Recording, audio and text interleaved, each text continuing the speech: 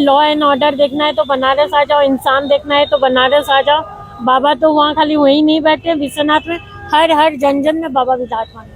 मानवता, ईमानदारी और पुलिस की सक्रियता की एक सराहनीय मिसाल पेश करते हुए वाराणसी पुलिस कमिश्नरेट एक जिम्मेदार कैब चालक तथा समाज सेवी रिंकू सेठ के संयुक्त प्रयास से एक परिवार की बड़ी चिंता खुशी में बदल गई। प्राप्त जानकारी के अनुसार विश्वनाथ गली निवासी अजय बाजोरिया ने बताया कि दिनांक 9 अप्रैल 2026 की रात्रि उनकी सास श्रीमती गीता देवी मोदी, जो कोलकाता से वाराणसी आई थी, वाराणसी कैंट रेलवे स्टेशन से कैब द्वारा अपने आवास के लिए रवाना हुई थी। घर पहुंचने के उपरांत उन्हें ज्ञात हुआ कि उनका पर्स कैब में ही छूट गया है। पर्स में लगभग 1 लाख रुपए नगद तथा करीब 3 लाख रुपए के जेवरात रखे हुए थे। घटना की जानकारी मिलते ही परिवार में चिंता का माहौल बन गया और तत्काल इसकी सूचना स्थानीय पुलिस को दे दी गई। सूचना प्राप्त होते ही दुर्गाकुंड चौकी पुलिस ने तत्परता दिखाते हुए मामले को गंभीरता से लिया और खोजबीन प्रारंभ कर दी। इसी क्रम में संबंधित कैब चालक ने ईमानदारी का परिचय देते हुए समाज सेवी रिंकू सेठ के कहने पर दुर्गाकुंड चौकी को सूचना दी तथा पर्स को सुरक्षित रखते हुए चौकी प्रभारी के पास जमा करा दिया। चौकी प्रभारी विकास मिश्रा के नेतृत्व में पुलिस टीम ने त्वरित कार्यवाही करते हुए पर्स की पहचान सुनिश्चित की और उसे सुरक्षित रूप से अजय बाजोरिया को सुपुर्द कर दिया।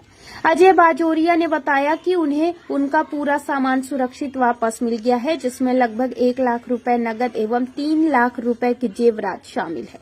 उन्होंने वाराणसी पुलिस की कार्यप्रणाली की सराहना करते हुए कहा कि पुलिस की तत्परता और ईमानदार प्रयासों के कारण ही उनका खोया हुआ सामान उन्हें वापस मिल सका।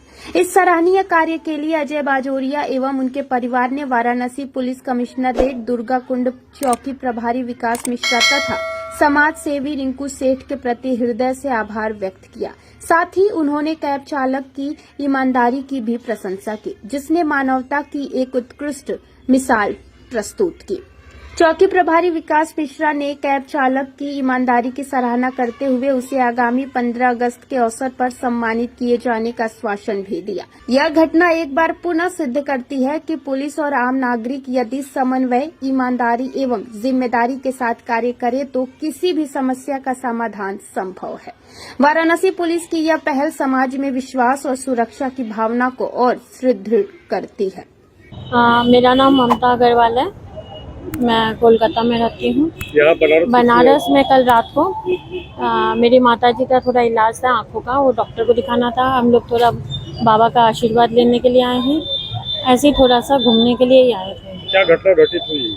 घटना बहुत ही सिंपल था। हम लोग कैंट से उतर के पूर्वा से उतर के कैब कर रहे थे, तो भाई साहब आके पीछे बोले हमारी कैब हो नहीं रही थी, कैब में जो भी रेट आ रहा है अब वही हमको दे दीजिएगा और हम छोड़ देंगे। उन्होंने हमारी पूरी ईमानदारी वफादारी से जो डेस्टिनेशन था वहाँ पर छोड़े और ये हम लोग भी अपना घर पे चले गए।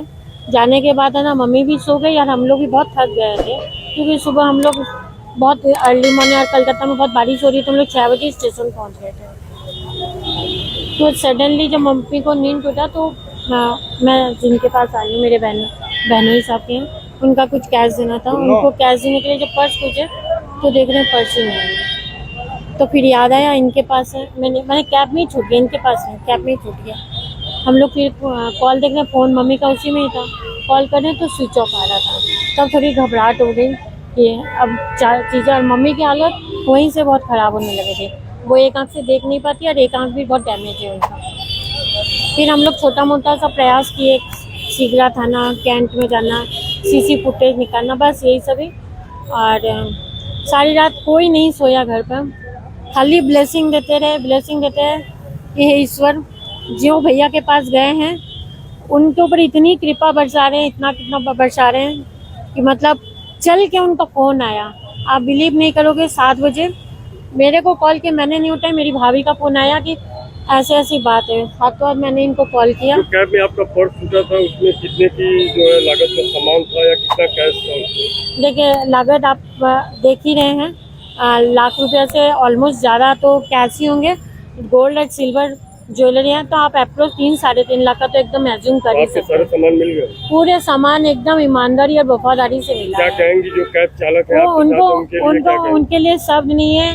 मतलब इतने अच्छे इंसान, मेरे को तो बिलीव नहीं हो रहा है कि मेरी की भी मुलाकात भी होगी। मैं ब्लेस्ड हूँ, ये तो भैया बहुत ब्लेस्ड हैं, इनका परिवार भी पूरा ब्लेस्ड है और इनके ऊपर बहुत बहुत कृपा बरस रही है। बहुत अच्छे इंसान है और मुझे ऐसा विश्वास है आप बहुत नाम करोगे। बच्चा आप अपना पापा की भी कीजिएगा।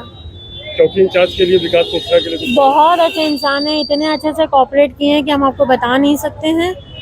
मतलब यहाँ तो मैं जो अधिकारियों से मिल रही थी रात भर से, सब लगते हैं कि भगवान के दूत बन के मैडम, समझे। कई लोग कहते हैं कि बनारसी बहुत ठग होते हैं और आप ये प्रमाण आपके सामने आया तो पश्चिम बंगाल जाके क्या कहेंगी आप?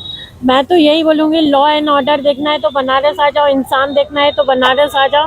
बाबा तो वहाँ खाली वही नहीं बैठे, विश्वनाथ में हर जन में बाबा विराजमान है। नाम सतीश निषाद है और मैं कैब चालक हूँ। क्या घटना हुई थी कल रात में? कल रात में ये घटना हुआ था कि मैं कैंट से 4 लेडीज को लेकर दुर्गा कुंड आया।